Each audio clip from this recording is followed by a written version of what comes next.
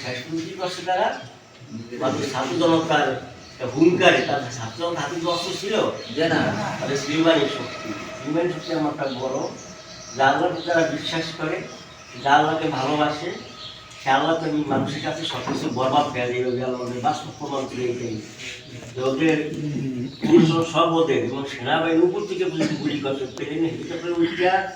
তারপরে ছাত্রদের মাঝে গুলি করছে কিন্তু তারা স্টার্ট হয়নি বাস্তব সাক্ষী হইল স্বরাষ্ট্রমন্ত্রী একজন পুলিশ জিজ্ঞাসা করে পুলিশ স্বরাষ্ট্রমন্ত্রী বলে পুলিশ ছেড়ে তোমার থাকতে এই লোকগুলি এই ছাত্র সমাজ লোকগুলো একটা সামনে আগায় কীভাবে তখন সে দেখায় দেয় স্যার গুলি করে মারিয়ে একজন সামনে আসবে 10 জন আমি তেমন এইটা হচ্ছে ত্যাগের মহিমা ত্যাগের মহিমা করতে পারে